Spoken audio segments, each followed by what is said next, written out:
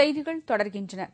தூத்துக்குடி மாவட்டம் ஒட்டப்பிடாரத்தில் உள்ள பெருமாள் கோவிலின் நகை கொள்ளை போன சம்பவத்தில் அதிமுக நிர்வாகியின் நாடகம் வெளிச்சத்திற்கு வந்துள்ளது. விருதுநகர் வீரசாமி தெருவில் வசித்து வருபவர் துரைபாண்டி. இவர் தூத்துக்குடி மாவட்ட அதிமுக விவசாய அணியின் பொருளாளராக செயல்பட்டு வருகிறார். ஒட்டப்பிடாரத்தில் இவர் பொறுப்பாளராக உள்ள பெருமாள் கோவிலின் 90 சவரன் நகைகளை தனது வீட்டிலிருந்து கொள்ளை போனதாக காவல் நிலையத்தில் நேற்று புகார் அளித்திருந்தார். துரைபாண்டியின் பதவிக்காலம் இன்னும் சிறிது நாட்களில் முடிவடைய உள்ள நிலையில் நகைகள் கொள்ளை போயிருப்பது காவல்துறையினருக்கு சந்தேகத்தை ஏற்படுத்தியது. எனவே துரைபாண்டியிடம் தீவிர விசாரணை மேற்கொள்ளப்பட்டது. இதில் அவர் கோவில் நகைகளை பதுக்கி வைத்து கொள்ளை போனது போல் நாடகமாடியது கண்டுபிடிக்கப்பட்டது. இதனையடுத்து துரைபாண்டியனிடமிருந்து கோவில் நகைகளை மீட்ட காவல்துறையினர் அவரை கைது செய்து சிறையில் அடைத்தனர். கோயில் நகைகளை அதிமுக பிரமுகர் ஒருவர் அபகரிக்க முயன்ற சம்பவம் விருதுநகர் மாவட்டத்தில் பரபரப்பை ஏற்படுத்தியுள்ளது. குற்றால அருவியில் சுற்றுலா பயணிகள் குளிக்க நீண்ட வரிசையில் நிறுத்தி அனுமதிப்பதால் கூட்ட நெரிசலின்றி மகிழ்ச்சியுடன் குளித்துச் செல்கின்றனர். மேற்கு தொடர்ச்சி மலை அடிவாரத்தில் அமைந்துள்ள சுற்றுலா தலமான குற்றால அருவியில் தற்போது சீசன் களைகட்டியுள்ளது. பிரதான அருவியான குற்றால மெயின் அருவி, புலியருவி, சிற்றருவி, ஐந்தருவி உள்ளிட்ட அருவிகளில் குறைந்த அளவு தண்ணீர் விழுந்து வருவது சுற்றுலா பயணிகளை கவர்கின்றது. இந்நிலையில் சில நாட்களாக தென்காசி மற்றும் அதன் சுற்றுவட்டார பகுதிகளில் வெயிலின் தாக்கம் அதிகரித்து வருவதால் அருவிகளில் தண்ணீர் வரத்து வெகுவாக குறைய தொடங்கியுள்ளது. தண்ணி நல்லா ஃபாஸ்டா வருது, ஓரளவுக்கு கொஞ்சம் ஸ்லோவாகவும் வருது, கொஞ்சம் என்ஜாய்மெண்ட் பண்றதுக்கு நல்லா இருக்கு. ஆனால் ட்ரெஸ்ஸிங் சேஞ்ச் பண்றதுக்கு தனி ரூம் கிடையாது, கேர்ள்ஸ் மட்டும்தான் இருக்கு. அவங்க கொஞ்சம் டிராஃபிக் கொஞ்சம் அதிகமாகவும் இருக்கு. டிராஃபிக் மட்டும் கொஞ்சம் கிளியர் பண்ணி விட இன்னும் கொஞ்சம் சீக்கிரமாகவே வந்திருப்போம். அது வந்து ரொம்ப நல்லா இருந்திருக்கும். கொஞ்சம் மழை சாரில் வேலை விழுந்துட்டு இருக்கு, இன்னும் என்ஜாய்மெண்ட் கொஞ்சம் அதிகமாகவும் இருக்கு. இன்னைக்கு சண்டே வேலை கொஞ்சம் கூட்டம் ரொம்ப இதாக இருக்கு. பரவாயில்ல, வர நல்லா என்ஜாய்மெண்ட் பண்றதுக்கு சூப்பரா இருக்கு. சுற்றுலா பயணிகளின் கூட்டம் அதிகரித்துள்ளதால் நீண்ட வரிசையில் நிற்க வைத்து குளிக்க அனுமதிக்கப்படுகின்றனர். இதனால் சுற்றுலா பயணிகள் கூட்ட நெரிசல் இன்றி மகிழ்ச்சியாக குளித்து செல்கின்றனர். பெங்களூரில் நடைபெற்ற ஃபேஷன் ஷோ நிகழ்ச்சியில் கண்கவர் வண்ண ஆடைகளை மாடலிங் கலைஞர்கள் அணிந்து கொண்டு நடந்து வந்தது பார்வையாளர்களை கவர்ந்தது.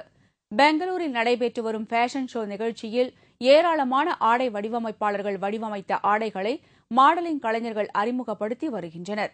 பாலிவுட் நடிகை டினோ மேரி, அருண்டே சிங் மற்றும் மிங் சிங் ஆகியோர் மௌஸ்மி பாத்ரா என்பவர் வடிவமைத்த ஆடைகளை அணிந்து நடந்து வந்து பார்வையாளர்களை உற்சாகப்படுத்தினார்.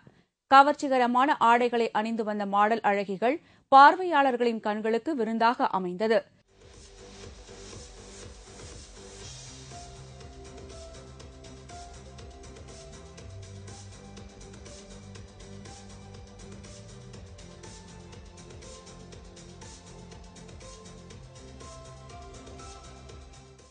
மேலும் வண்ணமயமான சேலைகளிலும் அழகிகள் ஒய்யாரமாக நடந்து வந்து பார்வையாளர்களை பரவசப்படுத்தினார்கள். She said, I will make you look like an angel, Ming, and I think it's a mixture of angel, fairy and everything, and I think it's very important. The designer needs to understand that when a girl wants to wear something, she wants to look pretty, and Maushmi's made me look really beautiful. தொடர்ந்து 4 நாட்கள் நடைபெறவுள்ள இந்த நிகழ்ச்சியில் ஏராளமான புதிய ஆடை வடிவமைப்பாளர்களும் கலந்து கொண்டு தங்கள் கலைத்திறனை வெளிப்படுத்துகிறார்கள். தேமுதிக நிறுவன தலைவர் கேப்டன் விஜயகாந்தின் பிறந்த நாளை சிறப்பாக கொண்டாடுவது குறித்து தமிழ்நாடு முழுவதும் உள்ள தேமுதிகவினர் தீவிர ஆலோசனை நடத்தி வருகின்றனர். சென்னை மேற்கு மாவட்ட செயலாளர் காமராஜ் தலைமையில் கேப்டன் பிறந்த நாளின் போது மேற்கொள்ள வேண்டிய நலத்திட்ட பணிகள் குறித்து ஆலோசனை கூட்டம் மதுரவாயலில் நடத்தப்பட்டது. கூட்டத்தில் ஒன்றிய, துணை, பேரூர் கழக செயலாளர்கள் உள்ளிட்ட தேமுதிக நிர்வாகிகள், தொண்டர்கள் பலரும் கலந்து கொண்டனர். முன்னதாக கேப்டன் விஜயகாந்தின் பிறந்த நாளை முன்னிட்டு சென்னை மதுரவாயல் பகுதி செயலாளர் தினகரன் சார்பாக முத்தமிழ் நகர், ராமாபுரம் பகுதியைச் சேர்ந்த ஏழை எளிய மாணவர்களுக்கு நோட்டு புத்தகங்கள் வழங்கும் விழா நடைபெற்றது. விழாவின் போது மதுரவாயல் வாலிபர் சங்கத்தைச் சேர்ந்த நூற்றுக்கணக்கானோர் தேமுதிகவில் இணைந்தனர்.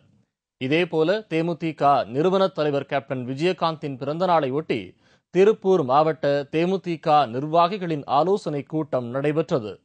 திருப்பூர் மாவட்ட கழக செயலாளர் தினேஷ்குமார் தலைமையில் நடைபெற்ற இந்த கூட்டத்தில் கேப்டன் விஜயகாந்தின் பிறந்த நாளை சிறப்பாக கொண்டாடுவது என முடிவு செய்யப்பட்டது. மாநில தேர்தல் பிரிவு செயலாளர் அக்பர் மற்றும் மாவட்ட நகர ஒன்றிய கழக நிர்வாகிகள், மகளிர் அணியினர், தொண்டர்கள் உட்பட ஏராளமானோர் இந்த கூட்டத்தில் கலந்து கொண்டனர்.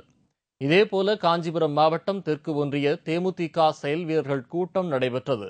இதில் மாவட்ட செயலாளர் ரமேஷ் பிரபாகரன் கலந்து கொண்டு கேப்டன் விஜயகாந்தின் பிறந்த நாளை எவ்வாறு சிறப்பாக கொண்டாடுவது குறித்து கழக தோழர்களுக்கு அறிவுறுத்தினார்.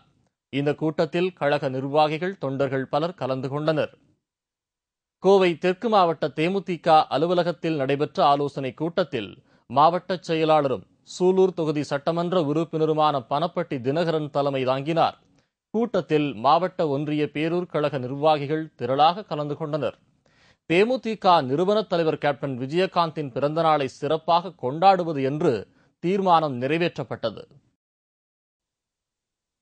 நாடாளுமன்றத்தில் வங்கி ஊழியர்களுக்கு எதிராக தீர்மானம் கொண்டுவர முயலும் மத்திய அரசிற்கு தேசிய வங்கி ஊழியர்கள் கூட்டமைப்பு கண்டனம் தெரிவித்துள்ளது. வங்கி ஊழியர்கள் கூட்டமைப்பின் 5வது மாநில மாநாடு வேலூரில் இன்று நடைபெற்றது. இதில் 1000த்திற்கும் மேற்பட்ட வங்கி ஊழியர்கள் கலந்து கொண்டனர். மாநாட்டிற்கு பின்னர் செய்தியாளர்களிடம் பேசிய கூட்டமைப்பின் மாநில செயலாளர் பாஸ்கரன், பொதுமக்களுக்கு எதிராகவும் வங்கி ஊழியர்களுக்கு எதிராகவும் மத்திய அரசு செயல்பட்டு வருவதாக குற்றம் சாட்டினார். நாட்டு மக்களின் நலன் கருதி நாட்டுடைமையாக்கப்பட்ட வங்கிகளை தனியாரிடம் ஒப்படைக்க முயலும் மத்திய அரசின் நடவடிக்கை கண்டிக்கத்தக்கது என்றார்.